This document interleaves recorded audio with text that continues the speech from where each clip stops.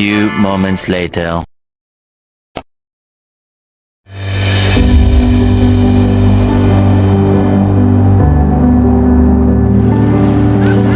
Seperti berlian berserak di Katulistiwa, 17.000 pulau terhampar luas di seluruh Indonesia.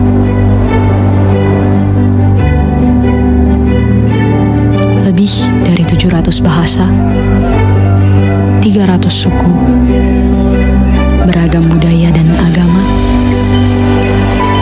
tak mampu menghalangi kita menjadi bangsa yang satu.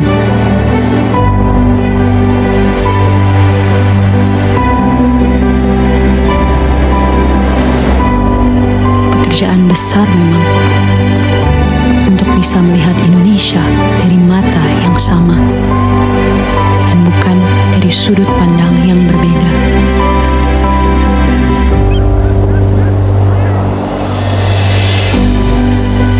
Tetapi ini Indonesia, tanah kaya yang masyhur akan perbedaan dan keramahannya. Tanah lahirnya masyarakat yang terbuka dan memiliki daya juang tinggi.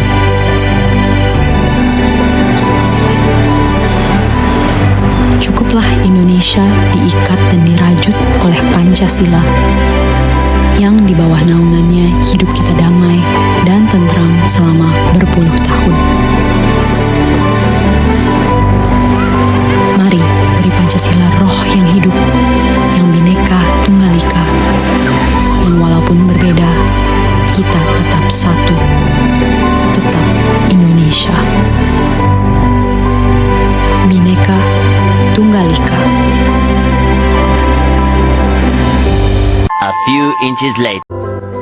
Assalamualaikum warahmatullahi wabarakatuh. Kami dari kelompok 7 ingin mempresentasikan materi kajian intertekstual terhadap drama-drama tradisional Indonesia. Hakikat sastra dan karya sastra. Hakikat sastra. Sastra secara etimologi diambil dari bahasa-bahasa barat atau Eropa seperti bahasa Inggris, bahasa Perancis, bahasa Jerman, dan bahasa Belanda. Semuanya berasal dari kata literatura atau bahasa Latin yang sebenarnya tercipta dari terjemahan kata gramatika atau bahasa Yunani. Literatura dan gramatika masing-masing berdasarkan kata litera dan grama, yang berarti huruf, tulisan, atau letter. Dan dijelaskan juga, sastra dalam bahasa Indonesia berasal dari bahasa Sangsekerta yang merupakan gabungan dari kata sas, berarti mengarahkan, mengajarkan, dan memberi petunjuk. Kata sastra tersebut mendapat akhiran tra yang biasanya digunakan untuk menunjukkan alat atau sarana, sehingga sastra berarti alat untuk mengajar, buku petunjuk, atau pengajaran. Sebuah kata lain yang juga diambil dari bahasa Sangsekerta adalah kata pustaka, yang secara luas berarti buku. Sedangkan karya sastra merupakan hasil karya manusia yang di dalamnya terdapat pesan tertentu dari pengarang yang bertujuan untuk mengajak pembaca agar mengikuti aspirasi yang disampaikan oleh pengarang. Karya sastra merupakan wujud dari hasil pemikiran manusia. Karya sastra diciptakan untuk dinikmati dan diapresiasi. Karya sastra merupakan hasil karya pemikiran kreatif dari seseorang pengarang yang dituangkan ke dalam sebuah cerita. Pengarang menuangkan segala imajinasi yang dimilikinya untuk menghasilkan karya sastra. Karya sastra ini muncul dari perpaduan antara kenyataan sosial yang berada di lingkungan sekitar dengan kreativitas tinggi dari sang pengarang. Melalui media karya sastra ini, pengarang juga ingin mengangkat nilai-nilai kehidupan dengan tegas untuk dapat mengerti makna kehidupan dan hakikat hidup. Setelah menjelaskan hakikat sastra dan karya sastra, di sini ada hakikat drama. Kata drama berasal dari kata Yunani, drauma, yang berarti berbuat, berlaku, bertindak, bereaksi, dan sebagainya. Jadi, drama berarti perbuatan atau tindakan. Drama itu kesenian yang melukiskan sifat dan sikap manusia dan harus melahirkan kehendakan manusia dengan action dan perilakunya. Drama itu bentuk seni yang menggambarkan kehidupan manusia melalui dialog dan gerak para tokohnya. Inti dari drama itu gerakan atau aksi, karena itulah yang membedakan dari puisi dan prosa. Drama disusun untuk dipentaskan di atas panggung, sehingga dialog menjadi bagian utama, sedangkan petunjuk pementasan hanya menjadi paduan bagi sutradara dan pemainnya. Drama itu cerita kehidupan yang ditampilkan secara langsung melalui akting, konflik, dan interaksi antar tokoh. Melalui dialog dan tindakan, inilah drama yang menghadirkan gambaran tentang kehidupan masyarakat dengan cara yang hidup dan menarik. Kajian intertekstual. Kajian intertekstual adalah keterkaitan antara teks yang satu dengan teks yang lahir kemudian. Konsep yang menjelaskan bahwa setiap teks sastra sebenarnya tidak berdiri sendiri, tetapi memiliki hubungan dengan teks lain yang muncul sebelumnya. Jadi ketika membaca sebuah karya, kita sering menemukan kemiripan atau perbedaan dengan karya lain.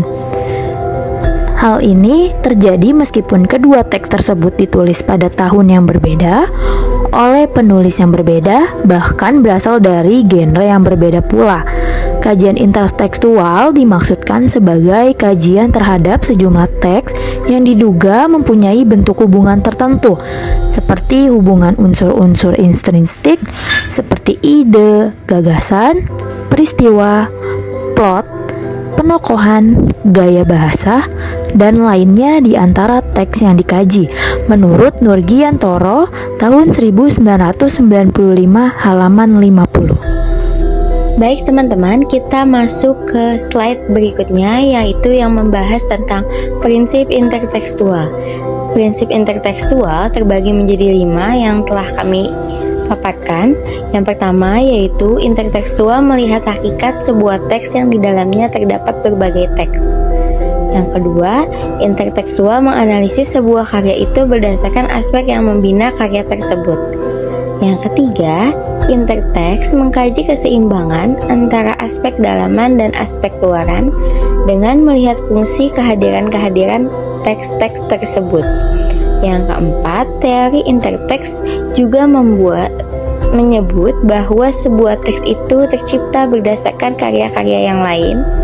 Dan yang kelima, yang dipentingkan dalam interteks adalah menghargai pengambilan kehadiran dan masuknya unsur-unsur lain ke dalam sebuah karya. Baik teman-teman, kita akan masuk ke unsur intrinsik. Nurgiantoro 2013 halaman 30 mengemukakan bahwa unsur intrinsik adalah unsur-unsur yang membangun karya sastra itu sendiri. Unsur-unsur inilah yang menyebabkan suatu teks hadir sebagai teks sastra. Unsur-unsur yang secara faktual akan dijumpai jika membaca karya sastra. Unsur intrinsik sebuah novel adalah unsur-unsur yang secara langsung turut serta membangun cerita. Kepaduan antara berbagai unsur intrinsik inilah yang membuat sebuah novel berwujud. Jika dilihat dari sudut kita pembaca, unsur-unsur inilah yang akan dijumpai kita jika kita membaca sebuah novel. Unsur yang dimaksud untuk menyebutkan sebagian saja, misalnya tema, plot, penokohan, latar, sudut pandang, amanat, dan lain-lain. Selanjutnya ada tema. Tema adalah makna yang dikandung oleh sebuah cerita. Tema juga demikian dipandang sebagai dasar dari sebuah cerita. Gagasan dasar umum sebagai karya novel. Gagasan umum inilah yang dipergunakan untuk mengembangkan cerita. Yang kedua ada plot. Plot adalah cerita yang berisi urutan kejadian, namun tiap kejadian itu hanya dihubungkan secara sebab akibat. Peristiwa yang satu disebabkan atau menyebabkan terjadinya peristiwa lain. Selanjutnya pada unsur intrinsik itu ada latar. Sebuah karya fiksi itu pasti memerlukan sebuah latar yang berupa ruang lingkup, tempat, dan waktu seperti halnya kehidupan manusia pada umumnya. Latar atau setting yang disebut juga sebagai landas tumpu menunjukkan pada pengertian tempat, hubungan waktu sejarah, dan lingkungan sosial tempat terjadinya. Mengemukakan latar sosial budaya menunjuk pada hal-hal yang berhubungan dengan perilaku kehidupan sosial di masyarakat di suatu tempat yang diceritakan dalam karya fiksi. Unsur latar dapat dibedakan ke dalam 3 unsur. Yang pertama ada latar tempat, latar waktu, dan ada latar sosial budaya.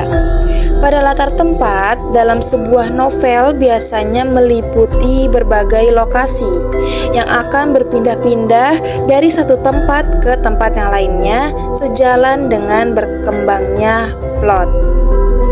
Yang kedua ada latar waktu. Latar waktu dalam fiksi dapat menjadi dominan dan fungsional jika digarap secara teliti, terutama jika dihubungkan dengan waktu sejarah. Latar waktu berhubungan dengan masalah kapan terjadinya peristiwa-peristiwa yang diceritakan dalam sebuah karya fiksi. Yang ketiga itu ada latar sosial budaya. Latar sosial budaya merupakan bagian latar secara keseluruhan. Pada Nurgiantoro tahun 2013 mengemukakan bahwa latar sosial budaya menunjuk pada hal-hal yang berhubungan dengan perilaku kehidupan sosial di masyarakat di suatu tempat yang diceritakan dalam karya fiksi. Unsur intrinsik selanjutnya yaitu ada sudut pandang. Sudut pandang merupakan salah satu unsur intrinsik yang harus diperhatikan keberadaannya karena berpengaruh terhadap penyajian cerita. Menurut Tarigan tahun 2011 pada halaman 140 menjelaskan bahwa sudut pandang adalah hubungan yang terdapat antara sang pengarang dengan alam fiktif ceritanya ataupun antara sang pengarang dengan pikiran dan perasaan pembacanya. Sudut pandang secara garis besar dapat dibedakan menjadi 2 macam. Yang pertama ada persona pertama atau first persona dengan gaya aku. Dan yang kedua ada persona ketiga atau third persona dengan gaya dia. Jadi dari sudut pandang aku dan dia dengan berbagai variasinya sebuah cerita dikisahkan. Dengan demikian seorang pengarang diberikan kebebasan untuk menggunakan beberapa sudut pandang sekaligus apabila hal tersebut dipandang lebih efektif. Baik, selanjutnya yaitu unsur intrinsik amanat yang menjelaskan tentang amanat dalam novel. Seperti yang kita tahu, sebuah novel diciptakan oleh seorang pengarang tentu memiliki tujuan tertentu. Biasanya, pengarang menulis novel untuk menyampaikan sebuah pesan kepada pembaca. Nah, pesan inilah yang disebut dengan amanat. Amanat ini merupakan bagian dari unsur intrinsik novel, yang artinya amanat berasal dari dalam karya itu sendiri, bukan dari luar. Nah, melalui amanat ini, pengarang ingin memberikan pelajaran, nilai moral, atau pandangan hidup yang bisa diambil dari cerita. Baik, selanjutnya kita akan masuk ke dalam contohnya. Jadi, wayang kulit adalah seni pertunjukan tradisional Indonesia yang menggunakan boneka kulit dan dimainkan oleh dalang untuk menyampaikan cerita bernilai moral dan juga spiritual. Sedangkan Mahabharata adalah epos atau cerita kepahlawanan kuno yang berasal dari India yang mengisahkan konflik besar antara keluarga Pandawa dan juga Kurawa. Melalui pendekatan intertekstual, wayang kulit dipahami sebagai hasil dialog budaya dengan Mahabharata, di mana Mahabharata berfungsi sebagai hipogram atau teks sumber dan wayang kulit sebagai hiperteks atau teks yang baru. Hubungan ini tidak sekedar meniru, melainkan menampilkan proses kreatif dalang yang menafsirkan kembali kisah asli dengan menyesuaikannya pada realitas sosial, politik, dan juga spiritual masyarakat Jawa. Ditandai dengan proses enkulturasi seperti perubahan fokus dari konsep Hindu Dharma Moksa menjadi pencarian wahyu atau Ratu Adil, serta penambahan tokoh Punawak punakawan sebagai jembatan kritik sosial, sehingga wayang kulit menjadi ruang pembacaan ulang yang terus memperbarui makna epik klasik agar tetap relevan sebagai tuntunan moral bagi masyarakat modern.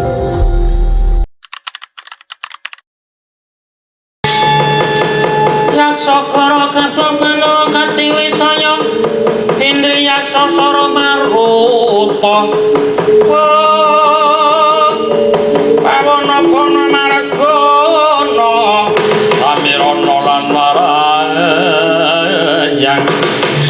untuk kawisikan pagulingan turima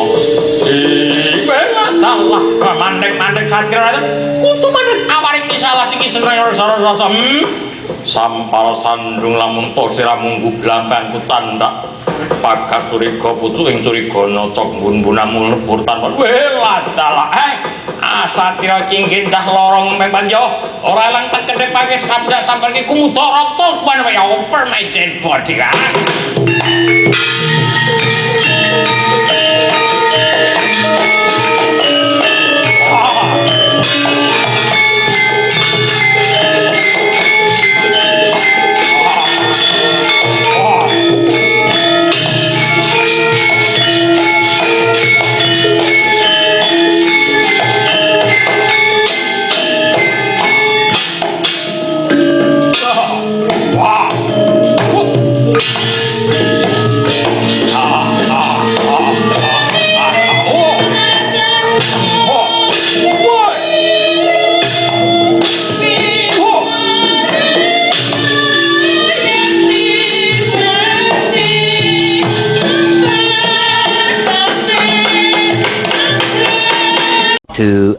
Later. Jadi, kesimpulannya adalah kajian intertekstual terhadap drama tradisional Indonesia menunjukkan bahwa setiap karya saling berhubungan dan merupakan hasil dialog antar teks, budaya, dan juga zaman. Pendekatan ini memungkinkan penemuan kesamaan dan perbedaan unsur intrinsiknya, baik ada alur, tema, dan lain-lain. Antar karya yang pada gilirannya memperkaya makna teks dan melahirkan tafsir baru terhadap nilai sosial dan juga budaya. Intertekstualitas dalam drama tradisional juga memperlihatkan bagaimana pengarang menggunakan teks klasik, legenda, atau karya asing untuk memperkuat pesan moral dan kritik sosial yang relevan dengan masyarakat modern, menjadikannya sebuah proses kreatif untuk menciptakan makna baru yang lebih kontekstual, bukan sekedar peniruan. Kalau ada 9 nyawa mau samamu saja.